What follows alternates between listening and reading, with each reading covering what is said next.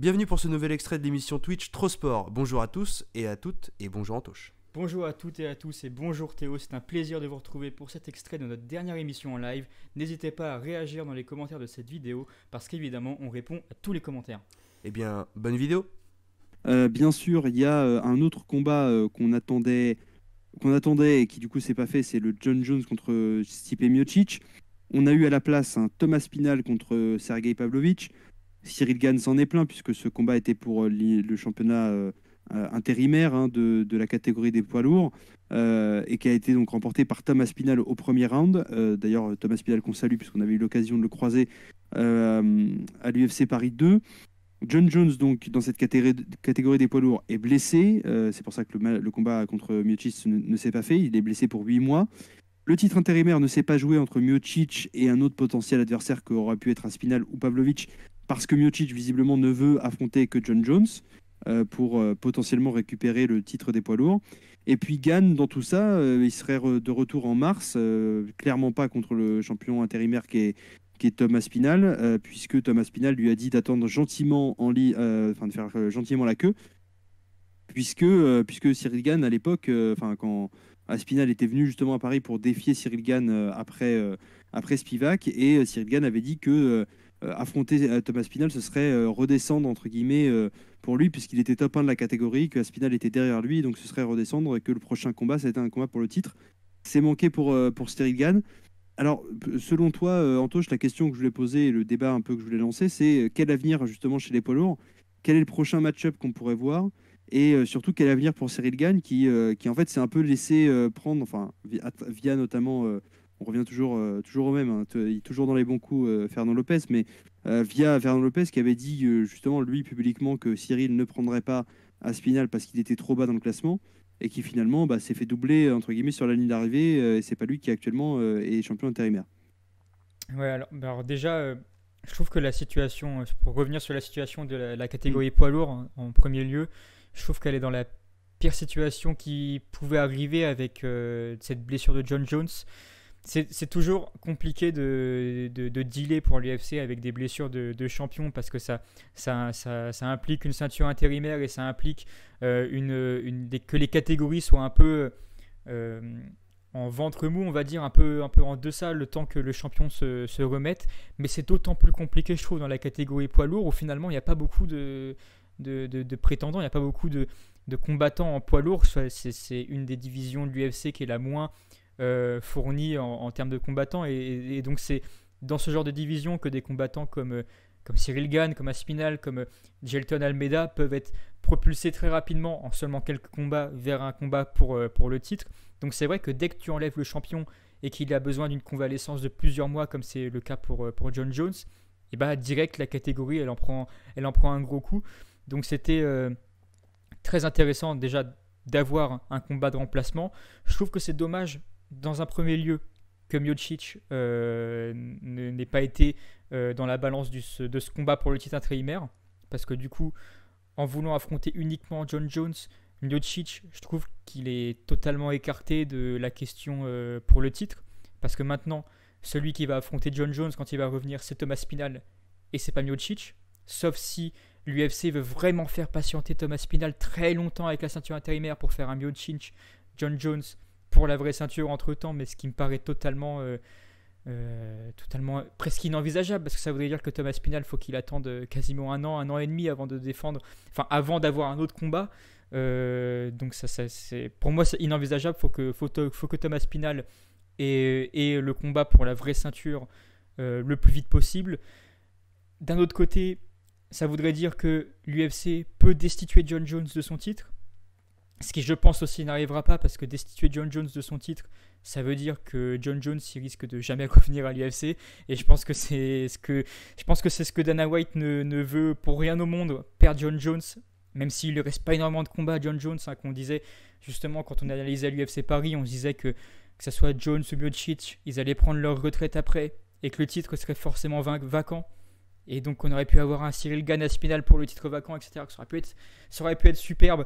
Là, les cartes sont rebattues, mais même s'il ne reste que un ou deux combats à John Jones, je pense que Dana White va s'accrocher à ce combat de John Jones pour le titre poids lourd, parce que c'est un combat qui va rapporter de l'argent. C'est parce qu'on a toujours les gens qui vont payer pour peut-être un jour voir John Jones perdre, ou alors John Jones partir en GOAT absolu, ce qui est aussi possible. Donc je pense que le plan, c'est vraiment d'attendre que John Jones se remette et que Aspinall ait le combat contre John Jones dès que John Jones est apte pour unifier les ceintures. Donc à voir, mais ça veut dire que ce combat-là, il va arriver pas avant 8 mois, je crois, que John Jones est blessé. Oui, c'est ça, 8 mois de blessure. Ouais, donc une période qui est énorme, quand on est Thomas Aspinall et qu'on attend d'aller chercher sa ceinture, justement. Aspinall qui lui-même disait qu'il avait envie d'aller prendre un combat de boxe entre-temps, là, sur les février, etc., autour de février, pour justement attendre John Jones et pas être en inactivité.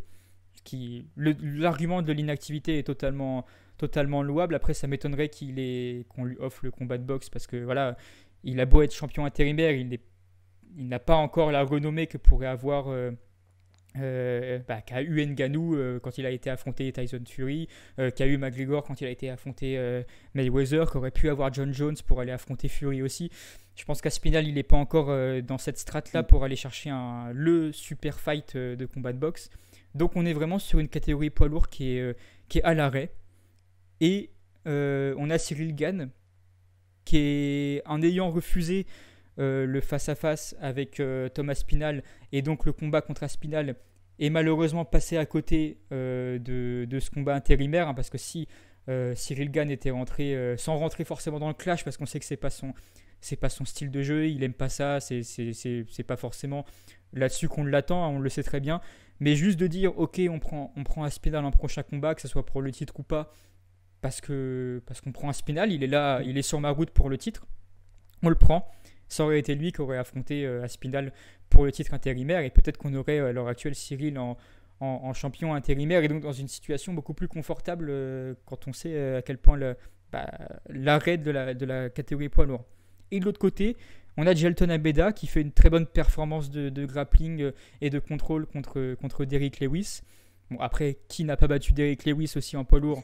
C'est vrai. Voilà, c'est ce que je me disais en voyant la victoire d'Almeida, c'est que je me dis que Derrick Lewis il se fait rouler dessus par tout le monde. C'est ça, mais le problème c'est que la catégorie, encore une fois, il y a tellement peu de combattants que ils passent tous par la case Derrick Lewis, ils battent Derrick Lewis et après ils ont leur chance pour le titre, etc. Enfin, tu vois, c'est vraiment le Derrick Lewis qui est un peu le rite de passage, on va dire, pour aller dans le top 5 de la catégorie poids lourd. Donc Jailton Almeida, finalement, c'est lui le moins con de l'histoire, j'ai envie de dire, parce qu'il fait le call-out le plus avantageux pour lui, en disant je prends Cyril Gane, parce que Aspinall, Pavlovich, ils ont leur combat. Dans tous les cas, je peux pas aller en chercher un des deux. Gane, il est là, il est tout seul, du coup, il n'y a personne. Donc, tu vas faire le call-out de Cyril Gane.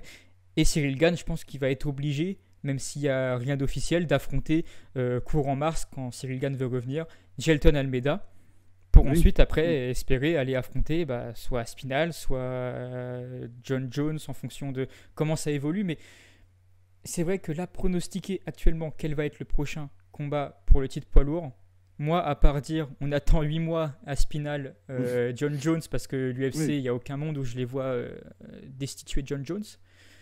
Je pense que la division poids lourd va être mourante, en tout cas sur les mois qui arrivent jusqu'au retour de John Jones, et qu'on va avoir un Cyril Gane Almeida pour combler, on va dire, pour qu'il y ait de l'activité poids lourd dans le mois de mars, parce que c'est ce qu'il faut. Et c'est vrai que Cyril Gane, malheureusement, il est passé à côté de l'opportunité. Il aurait pu être champion intérimaire actuellement.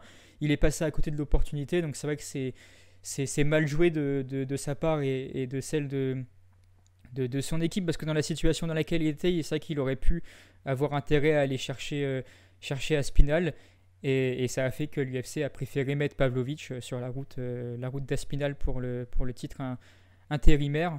Donc ouais, voilà, Cyril qui se retrouve un peu obligé d'affronter Almeida ou Pavlovich, parce qu'on ne sait jamais. Pavlovich, il est aussi perdant de ce combat intérimaire. Il pourrait être aussi une option pour Cyril Gane, mais comme Jailton Almeida a fait le call-out, je pense que l'option la plus logique, c'est de répondre au call-out de Jailton Almeida, même s'il est moins classé que Pavlovich, et donc que ça c'est pas un bon combat pour Cyril Gane parce que je crois que Cyril Gane il doit être deuxième et Jelton Almeida septième ou sixième, un truc comme ça. C'est ça, septième. Ouais. C'est vraiment pas un bon calcul pour Cyril. Néanmoins, il a été call-out. Maintenant, faut répondre à ce call-out s'il veut avoir de la crédibilité parce qu'il en a perdu pas mal en refusant le combat d'Aspinal maintenant qu'Aspinal est champion, enfin champion intérimaire. Il a perdu pas mal de crédibilité malgré une performance masterclass, et on l'avait déjà dit sur le live retour sur le FC Paris contre Spivak, hein, mais malheureusement la situation poids lourd compliquée fait que Cyril est dans une situation inconfortable qui l'oblige entre guillemets à prendre ce combat inconfortable contre Almeida pour gagner en crédibilité et j'espère après aller avoir un vrai combat pour le titre contre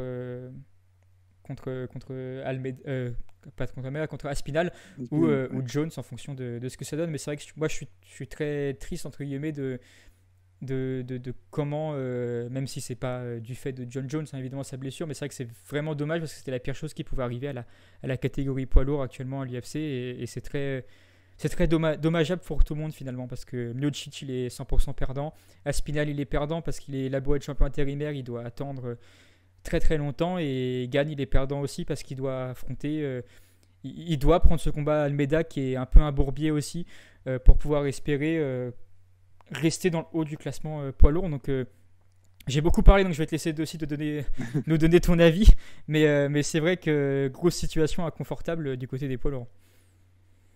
Non, justement, pour rajouter simplement sur ce que tu as dit, parce que sinon je ne vais pas répéter l'analyse qui est la tienne et qui était très bonne, sur cette catégorie poids lourd qui, comme on l'a dit, notamment avec la case d'Eric Lewis, dans le sens où quand on regarde rien que le top 10 de la catégorie, il y a déjà les deux derniers se sont fait rouler dessus par tout le monde, que ce soit Tai Tuivasa et Derek Lewis. Sergei Spivak, il s'est fait rouler dessus par Cyril. Curtis Blade, pareil, c'est compliqué. Stipe Miocic, ça fait énormément longtemps qu'on l'a pas vu. Sergei Pavlovich, il vient de perdre contre Aspinal, donc ça va assez vite en fait quand on regarde les 10 premiers. C'est Tibura, c'est pareil. Alexander Romanov, Jairzinho Rozenstruik. Il y a pas mal de. Alors Rozenstruik, il avait une hype pendant un moment, mais pareil, ça s'est arrêté vite. Et puis après, sinon, on arrive dans le top 5 des mecs qui ont déjà eu 2 ou 3 shots à la ceinture. Hein. Quand on regarde Miocic, Gane et Aspinal, enfin Aspinal non, mais Gane et Miocic qui sont deuxième et quatrième, ils ont déjà eu plusieurs tentatives à la ceinture et Miocic ancien champion bien sûr. Donc c'est vrai que quand on regarde cette catégorie, c'est aussi pour ça que, comme tu l'as dit, on y monte très facilement, c'est qu'il y a quasiment personne. En tout cas, voilà, on peut monter très vite parce que c'est pas une catégorie très fournie. Et là, effectivement, c'était le pire scénario parce que Jones blessé derrière, surtout blessé aussi longtemps. C'est-à-dire que blessé 3 mois, c'est pas gênant. Blessé 8 mois, ça commence à être compliqué au niveau des timings. Moi, la seule chose sur laquelle je voulais revenir aussi, que tu as évoqué à la fin, c'est effectivement la crédibilité de Cyril Gane. Et moi, j'ai vraiment pas compris pourquoi il avait dit ouais, je veux pas affronter Aspinal parce que c'est pas un bon match-up pour moi, je veux directement un shot à la ceinture.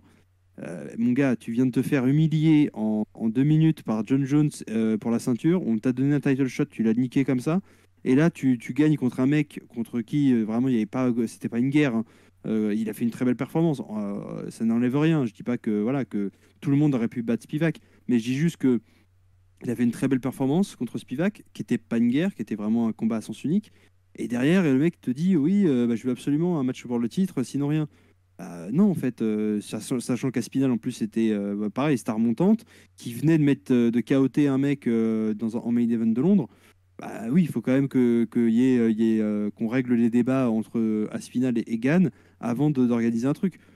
Et là, ça va être pareil, c'est-à-dire que là justement, c'est encore un pire scénario pour lui parce que il n'aura même pas le choix de dire je préfère Pavlovich qui est troisième que non, mon gars, tu vas prendre Almeida parce que un, il t'a call-out et deux, parce que c'est pas parce que tu es deuxième de la catégorie que tu dois forcément affronter soit le premier, soit le champion en fait. Tu peux affronter tous les mecs de la catégorie et encore plus. On parlait de Khamzat Chimaev par exemple et Robert Whittaker. Robert Whittaker, il est troisième de la catégorie.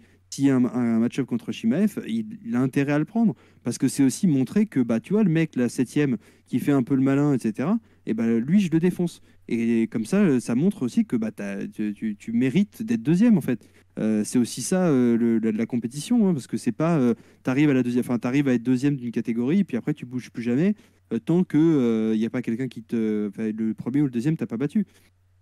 Donc voilà, moi je trouve que c'était un peu vraiment dommage de bannir de la part de son équipe de com ou de son équipe tout court d'ailleurs, ou de lui-même. Peut-être que c'est lui qui s'est dit non, je vais pas redescendre, je veux absolument un combat pour le titre. On sait que c'est la stratégie de Lopez et de l'équipe de Cyril depuis un moment, de vouloir absolument d'aller le plus rapidement possible au titre. Mais il y a un moment donné aussi, il faut respecter pour moi, il faut respecter aussi la compétition. Et la compétition, ça passe par faire ses preuves. Et voilà, s'il y a un mec qui a les dents qui rayent le parquet et qui veut prendre ta place, tu lui montres qu'en fait, le deuxième de la catégorie, même si tu n'as pas la ceinture, que ce soit intérimaire ou de champion, tu montres que le deuxième de la catégorie, c'est toi. Et que le prochain qui va affronter Aspinal ou le prochain qui combattra pour la ceinture, ce sera toi. Là, le problème, c'est que voilà, il a refusé et que derrière, forcément, quand il y a eu un combat pour la ceinture intérimaire à organiser, ça a été Aspinal contre Pavlovich. Aspinal a gagné très logiquement et moi je suis assez content pour lui parce que je trouve que c'est quand même un très bon poids lourd. Et après avoir effectivement Miocic, c'est là où je me dis que ça confirme quand même l'idée d'un combat de retraite, c'est qu'il veut absolument avoir Jones et personne d'autre. Mais derrière, voilà, on se dit est-ce que l'UFC va faire. Moi je sais pas si c'est déjà fait parce que souvent on a l'habitude d'avoir justement une ceinture intérimaire puis une réunification. Est-ce que l'UFC va pas faire un peu une première en faisant combattre finalement Thomas Aspinal un peu comme un champion, c'est-à-dire le faire combattre bientôt pour la ceinture intérimaire, quoi, finalement, en attendant indéfiniment d'une certaine manière. Comme s'il remettait en jeu la ceinture intérimaire contre Miocic. Ouais, c'est ça, c'est que comme sans destituer John Jones réellement, c'est-à-dire en attendant vraiment qu'il revienne, est-ce qu'ils vont pas essayer de trouver cette espèce de trucs d'équilibre, c'est-à-dire pour éviter que, comme tu l'as dit, Thomas Aspinal combatte trop tard, et en même temps pour pas que la catégorie reste trop inactive, à voir comment ça va se dérouler. En tout cas, effectivement, le prochain combat de Cyril, ça sera en mars, visiblement. Et pour moi, rien d'officiel pour l'instant, mais pour moi, effectivement, il ne pourra pas faire autrement que de combattre contre Jailton Almeida. Et d'ailleurs, j'attends de voir le combat, notamment, parce que c'est Jailton Almeida, il s'est bâti la réputation d'être celui qui soumet tous les poids lourds. Et on va voir si le sol de Cyril a vraiment bien avancé, parce que là, contre Spivak, c'était que du striking et c'était assez facile. Là, je pense que ça va être peut-être un peu plus relever la compétition face à Jailton Almeida, pardon. Donc en tout cas, voilà, c'est vrai qu'on l'a dit, l'avenir des poids lourds, il est assez gris. En tout cas, pour l'instant, on n'en voit pas vraiment le bout, mais à voir, bien sûr. Dans les mois qui viennent, on vous tiendra au courant, bien sûr, des avancées, que ce soit sur nos réseaux ou sur YouTube, et bien sûr ici en direct sur Twitch. N'hésitez pas d'ailleurs à réagir si... Ouais, même en commentaire sur YouTube, n'hésitez pas, pour ceux qui regardent la rediffusion et qui ne sont pas forcément en live actuellement, à mettre vos avis dans les commentaires sur cette situation des poids lourds de l'UFC, parce qu'on lit tous les commentaires, on y répond quand ils sont intéressants. Donc vraiment, n'hésitez pas à débattre avec nous aussi en commentaire YouTube, même si on n'est pas en live avec vous. On y répondra avec grand plaisir si votre avis est pertinent et soulève le débat. Donc voilà, n'hésitez pas. Ouais, vraiment, n'hésitez pas, comme tu l'as dit, on répond à tout le monde, à condition que voilà, ce soit un message avec un avis qui soit argumenté, etc. Mais on répond à tout le monde avec plaisir, bien sûr, on vous lit avec plaisir, et que ce soit sur YouTube, sur Facebook, sur Instagram, même sur Twitter, X partout, maintenant. Ouais. Mais voilà, n'hésitez pas à réagir sur les réseaux, sur à la fois tous les débats qu'on peut soulever et tous les posts aussi qu'on peut poster à droite à gauche. Merci d'avoir regardé cette vidéo, on espère que vous avez apprécié le sujet et qu'il vous a fait réagir. Encore une fois, n'hésitez pas à vous abonner, à liker la vidéo et laisser un commentaire. On répond à tout le monde et ça nous fera très plaisir d'échanger avec vous. Encore mieux, vous pouvez passer avec nous pendant notre prochain live Twitch pour échanger en direct, et vous retrouverez toutes les informations utiles sur nos réseaux sociaux qui s'affichent à l'écran et en description, notamment Instagram et Twitter. Merci à tous et à bientôt sur nos chaînes Twitch et YouTube. À très vite sur Trosport.